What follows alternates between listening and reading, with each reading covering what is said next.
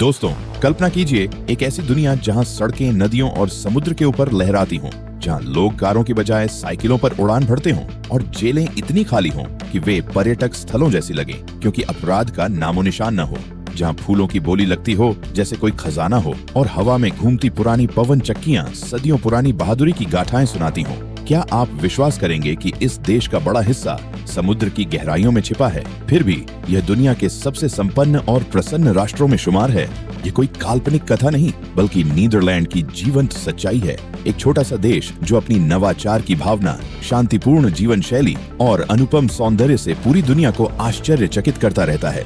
आज हम आपको नीदरलैंड की एक रोमांचक यात्रा पर ले चलते हैं, जहां हर कोना रहस्यों से भरा है, हर तथ्य दिल को छू जाता है और हर दृश्य सोचने पर मजबूर कर देता है कि क्या वाकई ऐसा संभव है। दोस्तों, वीडियो शुरू करने से पहले हमारे चैनल श्रद्धा फैक्ट्स को सब्सक्राइब कर लीजिए और बेल आइकॉन को दबा दीजिए, जिससे आपको हमारी इंटरेस्टिंग वीडियो के बारे में सबसे पहले पता चल सके।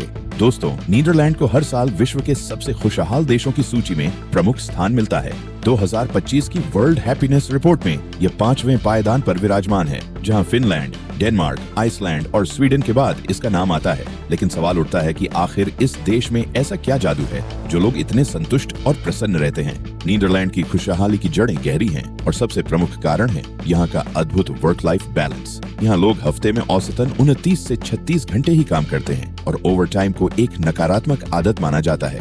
कल्पना कीजिए, शाम के 4 बजे ऑफिस से निकलकर परिवार के साथ पार्क में साइकिल चलाना या दोस्तों के साथ कॉफी पीते हुए जीवन की छोटी खुशियां मनाना, यह यहाँ की रोजमर्रा की जिंदगी है। लोग दिखावे की चकाचौंध से दूर सादगी भरे जीवन को अपनाते हैं। एक साधारण घर, साइकिल और प्रकृति की गोद में समय बिताना, यही उनकी खुशी का राज्य है। लेकिन यह सिर्फ व्यक्तिगत चुनाव नहीं, बल्कि सरकार की मजबूत सामाजिक सहायता प्रणाली का कमाल है। बेरोजगारी, बीमारी या वृद्धावस्था में राज्य हर नागरिक को सहारा देता है। स्वास्थ्य बीमा सबके लिए अनिवार्य और सुलभ है। शिक्षा मुफ्त और उच्च गुणवत्ता वाली। एक भावुक कहानी याद आती है एक नीदरलैंड निवासी की, जो नौकरी खोने के बाद भी तनाव मुक्त रहा क्योंकि सरकारी सहायता ने उसे नए अवसर तलाशने का समय दिया। ऐसे में लोग न सिर्फ जीते हैं, बल्कि जीते हुए खुश रहते हैं। ये खुशहाली भावनात्मक रूप से इतनी गहरी है कि यह हमें सिखाती है जीवन की दौड़ में जीतना नहीं, बल्कि संतुलन बनाए रखना महत्वपूर्ण है। क्या आप भी ऐसी जिंदगी की कल्पना करते हैं जहाँ काम बोझ न हो, बल्कि आनंद का स्रोत हो? नीदरलैंड का नाम ही नीदरलैंड्स है, जिसका अर्थ है निचली भूमियों का देश। ये नाम बिल्कुल सटीक है, क्योंकि यहाँ की लगभग 26% भूमि समुद्र तल से नीचे है और करीब 50% भूमि इतनी निचली है कि बिना सुरक्षा के पूरा देश जलमग्न हो सकता है। लेकिन नीदरलैंड के लोग प्रकृति से लड़ने की बजाय उसके साथ सामंजस्य बिठाने में माहिर हैं। सदियों से उन्होंने पानी को अपना दुश्मन नहीं, बल्कि दोस्त बनाया है। उनकी इस लड़ाई की सबसे बड़ी जीत है पोल्डर सिस्टम, एक अनोखी इंजीनियरिंग का चमत्कार। पोल्डर सिस्टम की शुरुआत 12वीं शताब्दी में हुई, जब दलदली भूमियों को सूखाकर खेती योग्य बनाया जाने लगा। कैसे काम करता है यह? सबसे पहले समुद्र या झील के एक हिस्से को मजबूत दीवारों और डाइक्स से घेरा जाता है। फिर पंपों की मदद से पानी को बाहर निकाला जाता है और सूखी भूमि पर खेत, घर और शहर बसाए जाते हैं। इस प्रणाली ने नीदरलैंड को हजारों वर्ग किलोमीटर नई भूमि दी है।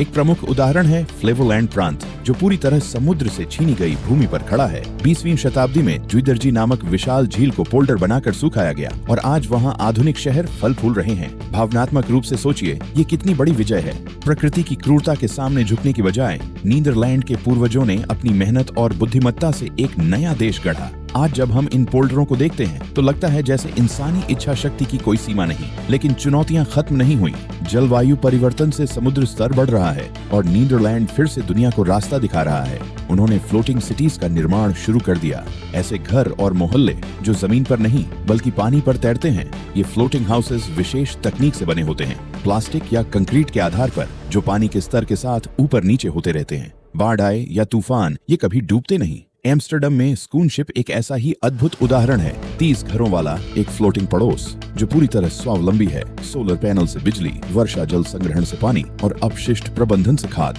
सब कुछ पर्यावरण अनुकूल। कल्पना कीजिए, पानी पर तैरते घर में रहना, जहां लहरें लोरी गाती हों और सूर्योदय समुद्र की गोद से होता हो। ये न सिर्फ इंजीनियरिंग का कमाल है, बल्कि भावुक संदेश भी कि बदलते समय के साथ अनुकूलन ही जीवन है। नीदरलैंड हमें सिखाता है कि डर से नहीं, साहस से चुनौतियों का सामना करो। अब बात करें नीदरलैंड की सड़कों की, जहां साइकिलें राज करती हैं। एम्स्टर्डम या यूट्रेक्ट जैसे शहरों में पहुंचिए तो लगेगा जैसे पूरा शहर साइकिलों का समंदर है।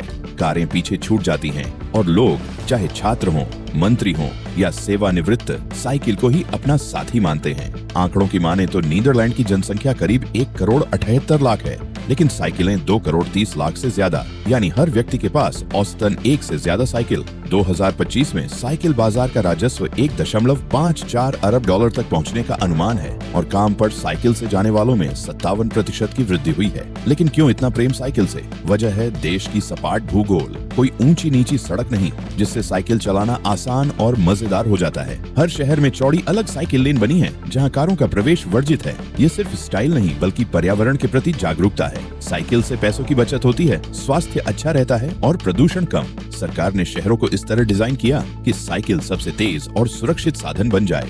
यूट्रेक्ट सेंट्रल स्टेशन दुनिया की सबसे बड़ी साइकिल पार्किंग है, जहां 12,500 से ज्यादा साइकिलें एक साथ खड़ी हो सकती हैं। भावनात्मक रूप से देखें तो साइकिल चलाना यहाँ आजादी का प्रतीक है। हवा से बातें करना, प्रकृति से जुड़ना और जीवन की रफ्तार को अपने काबू में रखना। एक कहानी याद आती है एक बुजुर्ग की, जो हर सुबह साइकिल पर घूमकर जीवन की ऊर्जा महसूस करता है। क्या आप भी ऐसी स्वतंत्रता की चाह रखते हैं? नीदरलैंड का जिक्र हो और पवन चक्कियों की बात न हो, ये असंभव है। खुले आकाश के नीचे हरे खेतों में घूमती ये चक्कियां सिर्फ दृश्य नहीं बल्कि इतिहास और भविष्य की कड़ी हैं। 1200 ईस्वी से डच लोग पवन चक्कियां बना रहे हैं। शुरू में ये पानी निकालने, पीसने और लकड़ी काटने के लिए इस्तेमाल होती थी। देश की निचली भूमि पर बाढ़ से बचने के लिए ये चक्कियां हवा की शक्ति से पानी को नहरों में पंप करती थीं। किंडरडाइक में 19 पवन चक्कियां यूनेस्को विश्व धरोहर हैं, जो 18वीं शताब्दी की याद दिलाती हैं। जानसी शांस गांव में आज भी पारंपरिक चक्कियां काम करती दिखती हैं, जहां पर्यटक देखते हैं कि कैसे एक चक्की पूरे समुदाय को जीवंत रखती थी। दुनिया की सबसे ऊंची क्लासिक चक्की मोलेंडे नोर्ड शीडम में 33.33 मीटर ऊंची है। आज ये चक्कियां आधुनिक रूप में ग्रीन एनर्जी की क्रांति ला रही हैं। 2025 में नीदरलैंड की कुल स्थापित पवन ऊर्जा क्षमता 11,714 मेगावाट है, जिसमें 40.5% ऑफशोर है। पवन ऊर्जा से 29% बिजली आती है और कुल नवीकरणीय ऊर्जा का हिस्सा 19.8% तक पहुंच गया है। समुद्र में लगे ऑफशोर विंड फार्म्स देखने लायक हैं, जैसे विशाल टरबाइनें समुद्र पर तैरती बिजली की फैक्ट्री हों। देश का लक्ष्य 2030 तक 70% बिजली नवीकरणीय स्रोतों से और 2050 तक कार्बन न्यूट्रल बनना है। भावुक होकर सोचिए, सदियों पहले पानी से लड़ने वाली चक्कियां आज पर्यावरण बचाने वाली योद्धा हैं। नीदरलैंड हमें सिखाता है कि इतिहास से सीखकर भविष्य संवारो। नीदरलैंड में शिक्षा और स्वास्थ्य हर नागरिक का मौलिक अधिकार है और यह प्रणाली भावनाओं से ओतप्रोत है। शिक्षा सिर्फ किताबी ज्ञान नहीं बल्कि सोचने, समझने और निर्णय लेने की कला सिखाती है। प्राथमिक स्तर से ही बच्चे क्रिटिकल थिंकिंग, प्रोजेक्ट आधारित शिक्षा और डिजिटल स्किल्स सीखते हैं। दोस्तों, नीदरलैंड की यह यात्रा हमें प्रेरित करती है। छोटा देश होकर भी बड़ा सपना देखना, प्रकृति से सामंजस्य बिठाना और खुशहाली को जीवन का मूल बनाना। अगर ये कहानी आपके दिल को छू गई तो लाइक जरूर करें, शेयर करें दोस्तों के साथ और सब्सक्राइब करें हमारे चैनल श्रद्धा फैक्ट्स को, क्योंकि हम लाते हैं दुनिया की ऐसी अनोखी कहानियां जो प्रेरणा देती हैं। अगले वीडियो में मिलते हैं एक नई रोचक गाथा के साथ। नमस्कार।